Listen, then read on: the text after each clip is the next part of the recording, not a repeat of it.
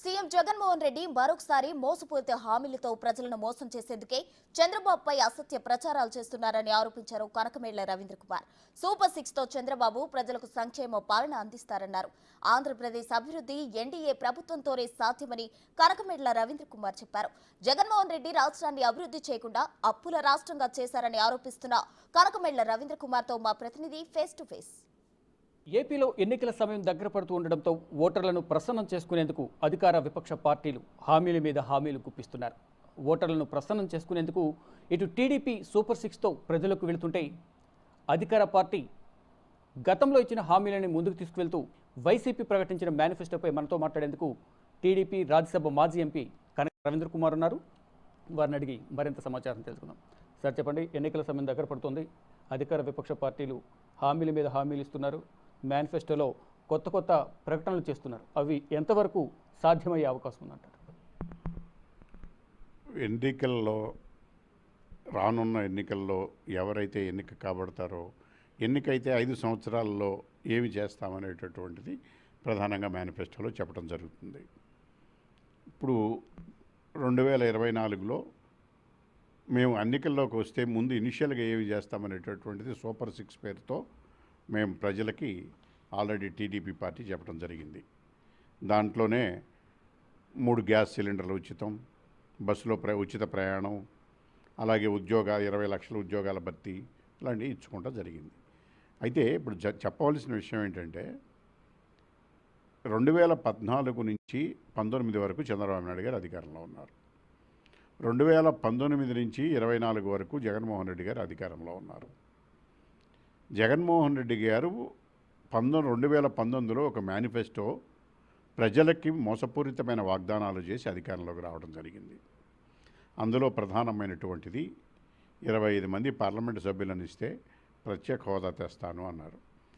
22 మంది పార్లమెంటు సభ్యులు వచ్చారు, 9 మంది రాజ్యసభ సభ్యులు వచ్చారు, 31 మంది పార్లమెంటు సభ్యులు ఉన్నారు. హోదా తేవడానికి ఆయన ఎటువంటి ప్రయత్నం చేయకపోగా కేంద్ర ప్రభుత్వంలో ప్రత్యేక హోదాను తాకట్టు పెట్టి ఆయన కేసుల కోసం, అప్పుల కోసం రాష్ట్రాన్ని నాశనం చేశారు. నెంబర్ 1, ఆ హామీ విఫలమయ్యారు. అలాగే మద్యపాన నిషేధం చేయకపోతే ఇక మళ్ళీ 2024లో ఓట్లు అడగను అని చెప్పేసి ఎన్నికల ముందు 19లో హామీ ఇచ్చారు. మద్యపాన నిషేధం చేయకపోగా మద్యపానం మీద వచ్చే ఆదాయాన్ని 25 సంవత్సరాలకు తాకట్టు పెట్టి లోన్లు తెచ్చి అప్పులు తెచ్చారు కనుక మద్యపాన నిషేధం లేదు. తర్వాత ఉద్యోగం సిపిఎస్ రద్దు చేస్తూ ఉన్నారు, అది చేయలేదు. అలాగే అనేక రకమైనటువంటి వాగ్దానాలు చేసి ST SC sub plan, BC sub plan చేస్తామని చెప్పి ఆ నిధులన్నీ పూర్తిగా మళ్లించారు. ఇలా 85% ఆయన వాగ్దానాలు అమలులో విఫలమయ్యారు. కానీ 2024లో 99% అమలు జరిపాను అని చెప్పి మళ్ళీ మోసపూరితమైన వాగ్దానాలతో ముందుకొచ్చాడు. పెన్షన్ పంపకాలకు సంబంధించి కూడా గత నెల అనేక ఇబ్బందులు ఏర్పడ్డారు, దాదాపు 30 మందిగా చనిపోయారని కూడా చెప్తున్న పరిస్థితి. ఇప్పుడైతే మొత్తం ఒక ప్రణాళిక ప్రకారం పెన్షన్ అనే పంపకాలు జరగాలి, ఎవరైతే వృద్ధులు ఉంటారో వారికి ఇంటికి వెళ్ళే ఇవ్వాలనేది కేంద్ర ఎన్నికల సంఘం కూడా ఆదేశాలు జారీ చేసింది. ఈసారైనా సరైన పద్ధతిలో పెన్షన్ పంపకాలు జరిగే అవకాశం ఉందా?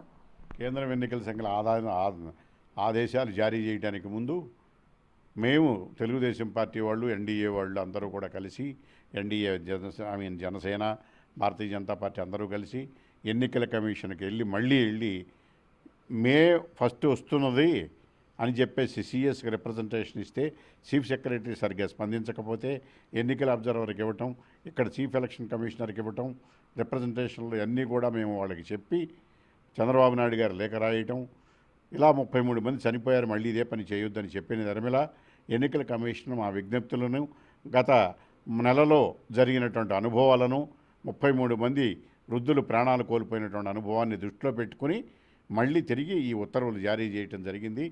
మేము నిరంతరము పెన్షన్లను కూడా రాజకీయాలకు ఉపయోగించుకుని 33 మందిని బలి తీసుకున్నటువంటి ఘనత జగన్మోహన్ రెడ్డికి మాత్రమే దక్కుతుంది. అలాంటి జగన్మోహన్ రెడ్డి పెన్షన్లను కూడా రాజకీయాలకు వాడుకునేటటువంటి దుర్బుద్ధితో చేశాడు కనుకనే ఎలక్షన్ కమిషన్ ఈ రోజున ఉత్తర్వులు జారీ చేయాల్సి వచ్చింది. కొంతమంది ప్రభుత్వ అధికారులు ప్రభుత్వానికి అనుకూలంగా పనిచేస్తున్నారు, ఎన్నికల విధులకు సంబంధించి ప్రతిపక్ష పార్టీలకు ఇబ్బందులకు గురి చేస్తున్నారనేది ప్రధానంగా మీరు కేంద్ర ఎన్నికల సంఘానికి ఫిర్యాదు చేశారు. ఈ ఫిర్యాదులు ఎంతవరకు పనిచేశాయి? చాలా వరకు పనిచేసినాయి. కొంతమంది అధికారులను బదిలీ చేశారు. మళ్ళీ ఈ కాలక్రమంలో ఎన్నికల ప్రక్రియలో మరి కొంతమంది బదిలీ అవుతారు. అలాగే వాళ్ళ ఎన్నికల విధులు నిర్వహించడంలో అధికార పక్షానికి అడుగులకు మడుగులొత్తుతూ ప్రతిపక్షాలకు అన్యాయం చేస్తూ వ్యవహరిస్తున్నారు. వాళ్ళ పట్ల ఎన్నికల కమిషన్ దృష్టికి రెగ్యులర్గా మేము తీసుకువెళతాం. అవసరమైతే మరి కొంతమంది అధికారులను ట్రాన్స్ఫర్ చేయడానికి కూడా మేము ఎన్నికల కమిషన్కి విజ్ఞప్తి చేస్తాం. సిఎస్ డీజీపీ విషయానికి వస్తే వారికి సంబంధించి ఎటువంటి చర్య తీసుకోలేదు, దానిపైన ఉంటారు. దానిపైన చర్య తీసుకోవడానికి ఎలక్షన్ కమిషన్కి మళ్ళీ మేము నిన్న కూడా కలవడం జరిగింది. అక్కడ రాష్ట్రంలో మేము ఇక్కడ కేంద్రంలో కూడా రిప్రజెంట్ చేసి వాళ్ళిద్దరిని కూడా ట్రాన్స్ఫర్ చేయమని, విధుల నుంచి తప్పిస్తే తప్ప నిష్పక్షపాతమైన ఎన్నికలు జరగవని చెప్పి వాళ్ళు ట్రాన్స్ఫర్ చేయటానికి మేము ఎలక్షన్ కమిషన్కి మరొకసారి విజ్ఞప్తి చేస్తాం. మొత్తం చూసుకుంటే రానున్న ఎన్నికల్లో టీడీపీ సూపర్ 6తో అలాగే ఎన్డీఏ ఉమ్మడి మేనిఫెస్టో రేపు ఉమ్మడి మేనిఫెస్టోను విడుదల చేయబోతుంది. కానీ మరొకసారి జగన్మోహన్ రెడ్డి మోసపూరిత హామీలతో ప్రజలను మోసం చేసేందుకు, నయవంచన గురి చేసేందుకు మరొకసారి మోసపూరిత మేనిఫెస్టోతో ప్రజల ముందుకు వస్తున్నారు. ఎటువంటి ప్రణాళికతో రాష్ట్రాన్ని అభివృద్ధి చేస్తారో, ఎటువంటి ప్రణాళికలు సిద్ధం చేస్తారో చెప్పకుండా, ఒక ప్లాన్ లేకుండా జగన్మోహన్ రెడ్డి పాలనా వ్యవహారాలు కొనసాగిస్తున్నారు. గత 5 సంవత్సరాలు విధ్వంసకర పాలన కొనసాగించారు. ఈ నేపథ్యంలోనే ప్రజలు జగన్ను పక్కన పెట్టి ఎన్డీఏ కూటమికి అధికారం కట్టబెట్టబోతున్నారంటూ కూడా టీడీపీ రాజ్యసభ మాజీ ఎంపీ కనకమేడల రవీంద్ర కుమార్ అన్నారు. కెమెరామెన్ సాయితో శివ, బిగ్ టీవీ.